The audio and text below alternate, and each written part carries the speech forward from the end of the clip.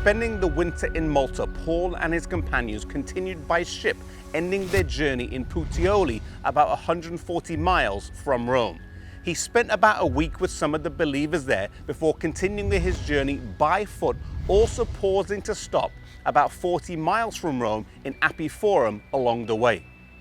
Paul was afforded certain privileges due to the respect that the captain of the guard had for him, and also possibly due to his age. And one of these was that he could stay in his own rented house, though still with a soldier to guard him.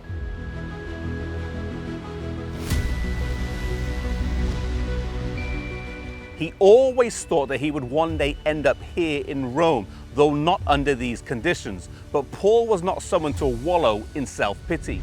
He uses the time here to minister to the many people who came by his house, as well as writing letters to the churches.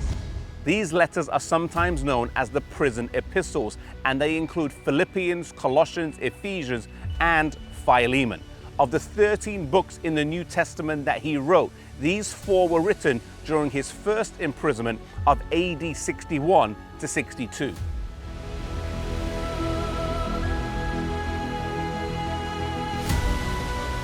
It is in these letters that we can glean some of the things that happened to Paul while he was here. In the book of Philippians chapter 1 verse 12 and 4 verse 22, we learn that he was able to convert some of those in Caesar's household. Paul did not think it was a waste of time to attempt to convert those in the very citadel of error and falsehood in the hardest of places.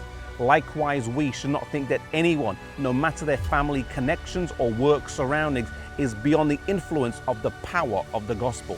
These letters were carried to their destination by faithful couriers. One of these, Tychius, carried the letter to the Philippians, the Colossians, and Philemon.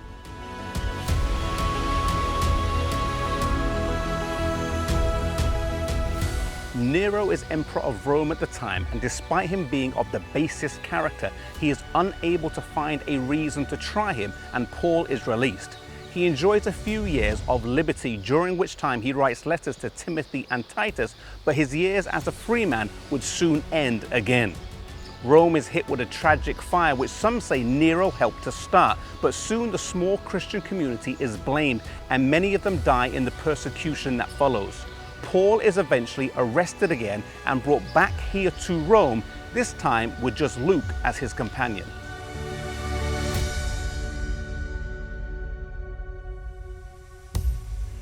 It was during his second imprisonment that Paul wrote his final letter, 2 Timothy, a word of encouragement and admonition to the young evangelist.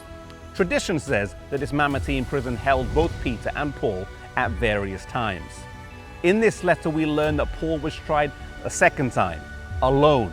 And there is a sense of fatality about his writings, that he knows the end is coming. As he summarizes the book, he says, "I have fought a good fight.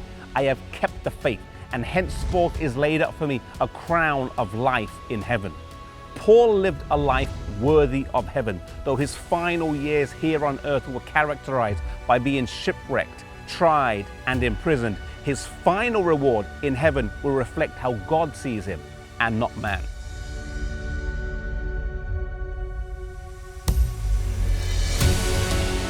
Due to his status as a Roman, he was not allowed to be tortured, but would have died via a beheading. It is believed that he was killed near here, where the Trefontaine Abbey stands, and buried where the Church of St. Paul outside the wall stands. Paul is one of the greatest apostles to ever live. An able preacher, a gifted writer, an eloquent debater, and a faithful pastor to the churches that he raised up.